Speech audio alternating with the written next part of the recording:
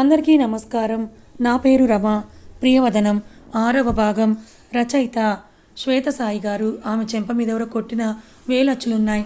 ఎక్కువసార్లు కొట్టడం వల్ల పెదవి పగిలి రక్తం వస్తోంది. అసలు ఇప్పటిదాకా ఎప్పుడూ ఆమెని అలా చూడలేదు. అర్జున్ పరుగున వెళ్ళి ఆర్వి ఏమైంది నీకు అని అడుగుతుంటే ఫొటోస్ తీస్తూనే ఉన్న వాళ్ళని ఆపుతారు పోలీసులు. ఏమైందో శ్రీనివాస్ గారు పోలీస్ దగ్గరికి వెళ్ళి మీ అమ్మాయి అలాంటిది కాదు సార్ అని అంటూ ఉంటే అర్జున్కి ఏమీ అర్థం కాదు. చుట్టూ ఉన్న మనుషులు పరిసరాలు అతనికి ఏదో జరిగిందనే భయాన్ని అనుమానాన్ని కలిగిస్తాయి. అర్జున్ ఆదర్శ్ కూడా వెళ్ళి విషయం కనుక్కోవాలని చూస్తారు. అక్కడ ఎవరూ చెప్పరు. అర్జున్కి కోపం వచ్చి ఏం జరుగుతోంది ఇక్కడని పెద్దగా అరుస్తాడు అర్జున్. అందరూ సైలెంట్ అయిపోతారు. వెంటనే వాళ్ళ లాయర్కి కాల్ చేసి పిలుస్తాడు అర్జున్. అర్వీని అక్కడ చైర్లో కూర్చోబెట్టి ఆమె బుగ్గ తడిమి ఏడ్చి లోపలికి పోయిన కళ్ళను చూడగానే అతనికి కోపం తన్నుకొస్తుంది. ఆర్వి ఏడుస్తూనే నాన్న చాలా కంగారు పడుతున్నారు, ఆయన జాగ్రత్త అర్జున్, వెళ్ళి నాన్న దగ్గరే ఉండు అని ఆర్వి చెప్తూ ఉంటే నువ్వు కంగారు పడుకు ముందు అని అంటూ వాటర్ ఇస్తాడు. ఆమెని తాగమని ఇచ్చి ఆమె ముందు వాటర్ తాగు అని పెడితే ఆమె చెయ్యి వణుకుతూ ఉంటే అతనే తాగిస్తాడు ఆర్వీకి. కాస్త కూలైన తర్వాత ఇప్పుడు ఏమైందో చెప్పరా అని ఆమె చేయి పట్టుకొని అడుగుతాడు. నేను ఆటోలో వస్తూ ఉంటే మీ అన్ని సమస్యలకు పరిష్కారం చెప్పబడును. శ్రీ వారాహిమాత జ్యోతిష్యాలయం పూజారి గారు ఫోన్ ద్వారా జ్యోతిష్యం చెబుతున్నారు. భార్యాభర్తల సమస్యలు, ప్రేమ సమస్యలు, నమ్మిన వారు దూరం కావడం, అనుకున్న పనులు కాకపోవడం, డబ్బు సమస్యలు, వ్యాపారంలో నష్టం రావడం, ఆరోగ్య సమస్యలు, కుటుంబ సమస్యలు, ఇంకా ఎటువంటి సమస్యలు ఉన్నా, ప్రేమ సమస్యలు, భార్యాభర్తల సమస్యలకు ప్రత్యేకమైన పూజలు చేస్తున్నారు. దూరంలో ఉన్నవారికి ఫోన్ ద్వారా జ్యోతిష్యం చెబుతున్నారు. WhatsApp number 6300676472. ఆ అమ్మాయిలు ఉన్నారు, వాళ్ళెవరో నిజంగా నాకు తెలియదు అని అక్కడే ఒక మూలన టేబుల్ మీద కూర్చున్న వాళ్ళని చూపిస్తుంది. వాళ్ళతో పాటు నన్ను కూడా పట్టి తీసుకొని వచ్చారు పోలీసులను చెప్తూనే ఏడుస్తుంది. అంతలో లాయర్ వస్తారు. అర్జున్ని చూసి బాబు అని వెళ్తే విషయం చెప్తాడు. అర్జున్ అతను వచ్చి మాట్లాడాక ఆర్వీకి సారీ చెప్పి మరీ వదిలేస్తారు పోలీసులు. ఆర్వీ ఫోటో పేపర్లో ఏ ఒక్క మూలన వచ్చినా ఊరుకోనని వార్నింగ్ ఇచ్చి ఆర్వీని తీసుకొని వెళ్తాడు అర్జున్. తనని తీసుకొని ఇంటికి వెళ్తారు. ఆర్వీ ఏడుస్తూనే ఉంటే ఆమెను చూసిన మధుర్ గారు ఏమైందని కంగారుగా ఆర్వీని లోపలికి తీసుకొని వెళ్తారు. అది అమ్మ అని ఆవిడ్ని పట్టుకొని ఏడుస్తుంది. మళ్ళీ వెనక్కి తిరిగి శ్రీనివాస్ గారి చేతులు పట్టుకొని సారీ నాన్న, నా వల్ల ఈరోజు మీ పరువు పోయేది అంటున్న ఆర్వీ చెంప మళ్ళీ పగులుతుంది. మొదటిసారి ఆయన చేతిలో. ఇప్పుడు నాకు నీ జీవితం గురించి భయం ఉంది, కానీ నువ్వు నా పరువు గురించే మాట్లాడుతున్నావా ఏంటిది? నాకు పరువు కన్నా నీ లైఫే ముఖ్యమని. నా కూతురు ఎప్పటికీ బంగారమే. నేను నా కూతుర్ని ఏ విషయంలో కూడా తప్పుపట్టను, నమ్ముతాను. కానీ జరిగింది ఎవరికి తెలిసినా నీ జీవితం మీద మచ్చపడుతుందని గట్టిగా చెప్తారు. ఆయనను అత్తుకొని ఇంకోసారి ఇలా చెయ్యన్నానా అని చెప్తుంది ఆర్వి. సర్లే ఏమీ ఆలోచించక ఇంకా అని అంటుంది. అసలు ఏమైంది ఆర్వి అని ఆమె భుజం పట్టుకుని ఓపిక్గా మధుర గారు అడిగితే ఆంటీ మీరుండండి అని ఆర్వీని కూర్చోబెట్టి ఆమె చెంప మీద జారుతున్న బ్లడ్ తుడిచి క్రీమ్ రాస్తూ ఏమైందో చెప్పు ప్లీజ్ అంటాడు. బస్ స్టాప్లో నేనుంటే అక్కడ ఆటో ఎక్కుతుంటే అని అంటున్న ఆర్వీని కోపంగా చూస్తూ నీ స్కూటీ ఏమైందని అడుగుతుంది మధుర గారు. అది పంచర్ అయ్యింది అమ్మా, అందుకే ఆటో ఎక్కాను. నువ్వు వితిక వెళ్ళారు కదా, మరి వితిక ఏది అని అడిగితే తను బాగానే ఉందా అని మధుర గారు కంగారు అడిగితే తను బాగానే ఉందా ఆంటీ, ఇంటికి వెళ్ళిందని చెప్తాడు అర్జున్. తర్వాత ఏమైంది ఆర్వి అని ఆదర్శ్ అడిగితే ఆటోలో 2 లేడీస్ ఉన్నారు, వాళ్ళెవరో కూడా నాకు తెలియదు, నాతో మాట్లాడుతూనే ఉన్నారు, ముందు మంచిగా మాట్లాడుతూ ఆ తర్వాత అంటూ ఏడుస్తూ ఉంటే ఆర్విని లోపలికి తీసుకొని వెళ్తారు మధుర గారు కోపంగా. నిజానికి భయంతో ఆమె కోపం చూసిన అర్జున్ నేను కనుక్కుంటాను ఆంటీ, తను నాకు చెప్తుంది మీరు వెళ్ళండి అని ఆమెను బయటికి పంపి ఆర్వి చెప్పురా ప్లీజ్ అని ఆమె చెయ్యి పట్టుకుంటే అతని చేతిలో ముఖాన్ని పెట్టుకొని నాతో మాట్లాడుతున్నారు ఇద్దరు బాగానే. కాసేపటికి నన్ను టచ్ చేస్తూ నువ్వు భలే ఉన్నావు, చాలా మంచి అందం నీది, మాతో వస్తే చాలా డబ్బులు ఇప్పిస్తాను, నీ పనులు చేసుకుంటూనే నువ్వు మాతో కలిసి పనిచేయని అడిగారు.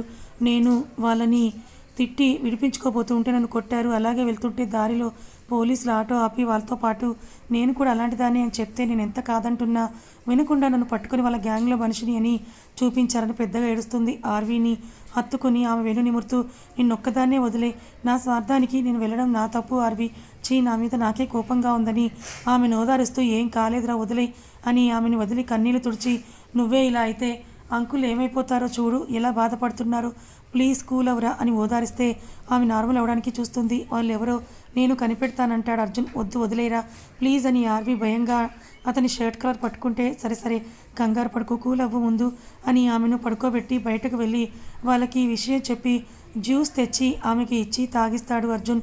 ఏమైంది ఇంతకీ మీ ప్లాన్ అని అడుగుతుంది. ఈ టైంలో అది అవసరమా అని అంటాడు కాస్త కోపంగా అర్జున్. ఎందుకే నీకు ఇవన్నీ? ఎంత పెయిన్లో ఉన్నా కూడా నేను మీ అందరి గురించి ఆలోచించడం మాననరా? అతనికి ఆమె మాటలు అతని నిర్లక్ష్యాన్ని కళ్ళకు కట్టినట్లుగా చూపించినట్లుగా అనిపిస్తుంది. మితికకి చెప్పకురా ఇదంతా కూడా తను చాలా బాధపడుతుంది భయపడుతుందని ఆమె అంటుంటే అలాగే చూస్తూ ఉంటాడు అర్జున్. మళ్ళీ తనకి ఇదంతా చెప్తే ఇంట్లో తెలుస్తుంది కదా, తనకి కూడా ప్రాబ్లం అవుతుంది కదా, రిస్ట్రిక్ట్ చేస్తారు వద్దని ఆర్వి చెప్తుంటే నువ్వు అసలు అర్థం కావు నాకు అని అనగానే దెయ్యం నేను అని హహా అదే బెటర్ అని చెప్పి ఇంతకేమైంది మీ కిస్ ప్లాన్ సక్సెస్ అయినా అని ముందుకు వంగి ఎగ్జైటింగ్గా అడుగుతుంది. ఆమె నుదుటి మీద ముద్దిచ్చి ఇక్కడ కూడా ముద్దు పెట్టలేదనగానే ఆమె పెద్దగా నవ్వి అవునా అంటుంది. ఎందుకే ఆ నవ్వు? అది ఫుల్ భయంగా ఉంది అండ్ పెళ్ళయ్యేదాకా వద్దని అంటుంటే అయ్యో షిట్ కానీ సరేలే బాధపడకు అన్నీ పెళ్లి తర్వాతే నీకని ఎక్కిరిస్తుంది. ఆమె నవ్వులో శృతి కలిపి నీ బాధను ఎవరికీ పంచవు మొండిదానా, ఐ లైక్ యూ రాక్షసి అని ఆమె తల నిమిరి జాగ్రత్త అమ్మ నాన్నని విసిగించకు వెళ్ళొస్తాను బాయ్ అంటాడు. పద నేను వస్తాను, నీకొక మబ్బు నాకొక మబ్బు లవర్స్గా దొరికారు కదా వాళ్ళకి బాయ్ చెప్తానని అతని వెనకాలే వెళ్తుంది. అందంగా నవ్వేస్తాడు అతను. నిజమే వాళ్ళిద్దరిని కాకుండా మన ఇద్దరం సెట్ చేసుకుని ఉంటే బాగుండేదని అంటాడు చతురుగా. ఇద్దరు బయటికి వెళ్తారు. ఆర్వి నార్మల్ అయ్యింది. అదంతా ఎవరు చేస్తారో కనుక్కొని వాళ్ళకి శిక్ష పడేలా నేను చేస్తాను అంకుల్ మీరేమీ కంగారు పడకండి. ఆర్వి ఏమీ కంగారు పడకు ఇంకేమీ కాదు నీకు అని బాయ్ చెప్పి వెళ్ళిపోతారు ఆదర్శ్. ఇంటికి వెళ్ళిన అర్జున్కి ఆర్వి గుర్తొచ్చి నవ్వుకుంటాడు. నెక్స్ట్ డే కాలేజ్కి వచ్చిన తర్వాత మితికకి ఈ విషయం తెలిసి అరే ఇంత జరిగితే నాకెవరూ చెప్పరా అని ఇద్దరిని కొడుతూ ఉంటుంది.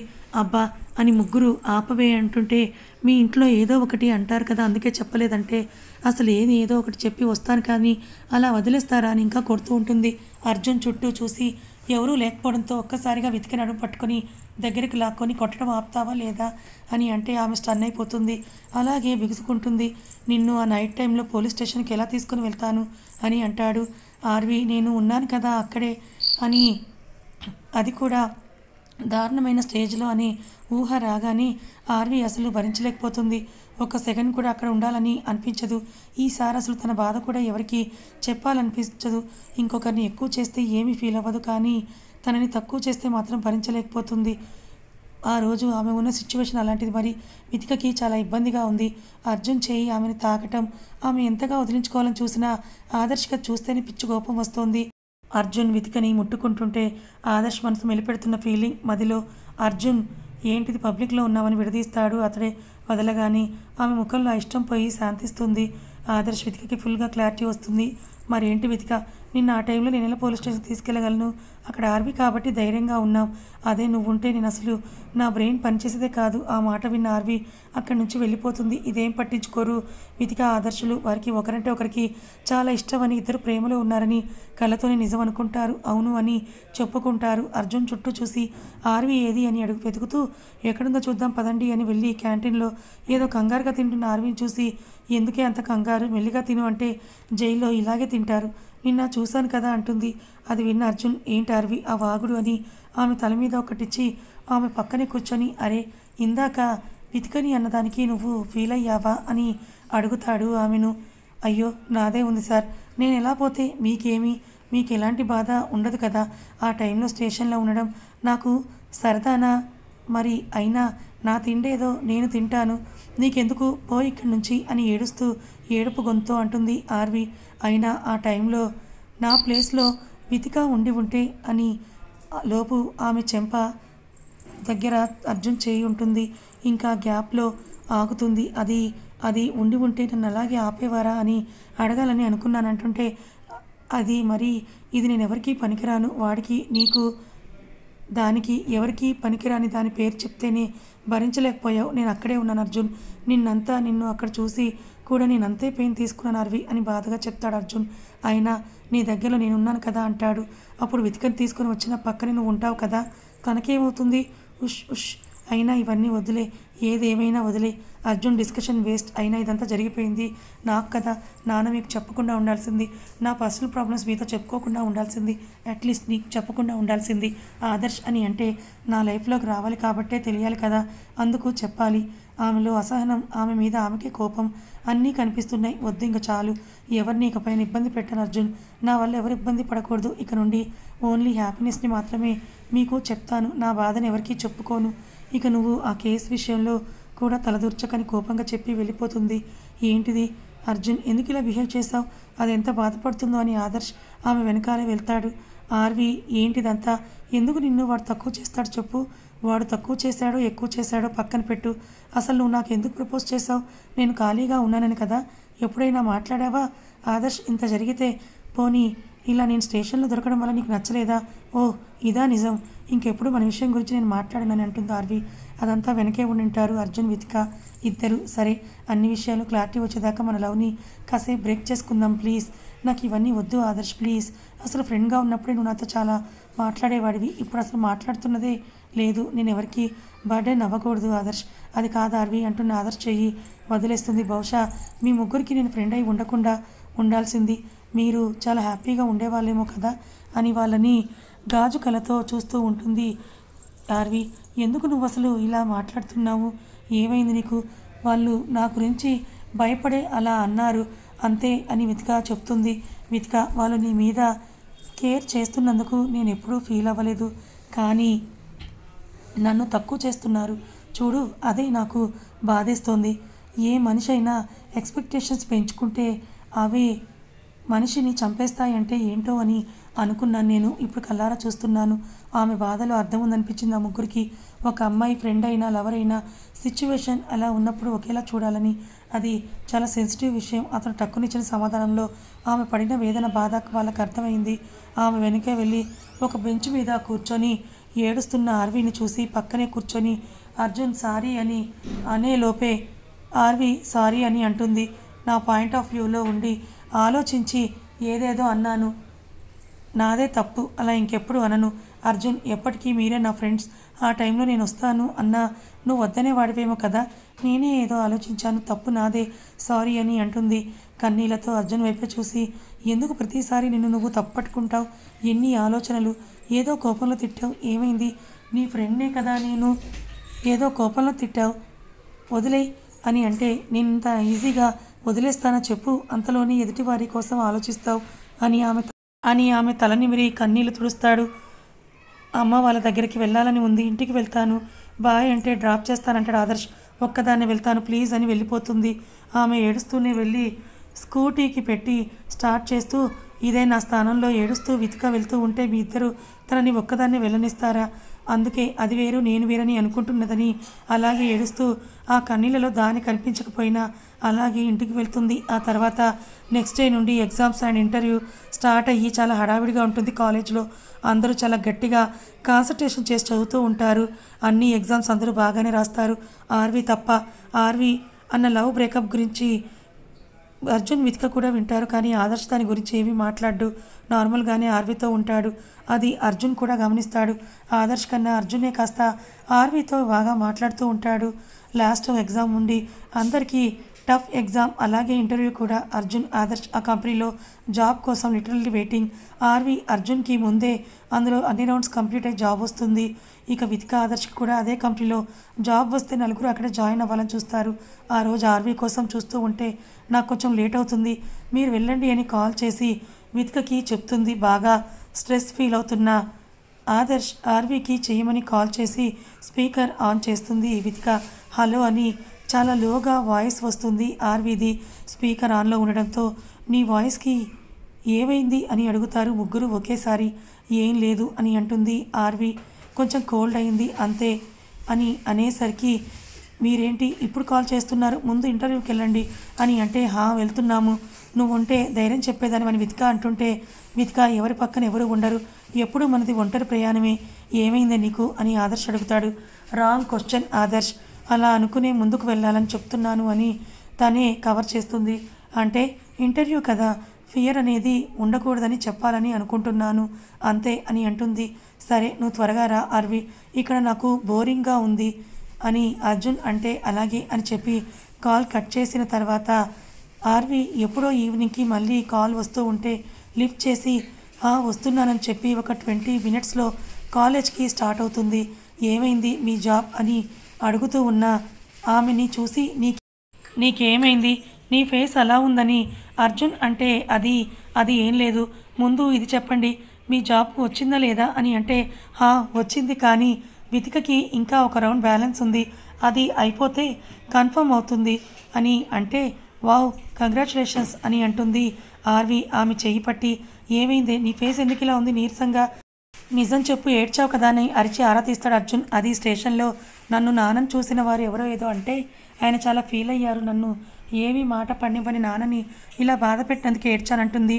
అరే ఏం కాదు, ఎవరికీ తెలియదే, ఇక నేను చూస్తాను, ఎవరైనా ఎందుకు చూస్తారు అని అర్జున్ ఆలోచిస్తూ ఉంటే హలో ఐఎమ్ ఓకే, వదిలే, ఇప్పుడు నాకు పార్టీ కావాలి, వితికకి కూడా జాబ్ వస్తే అని అంటుంది. సరే అని అంటారు.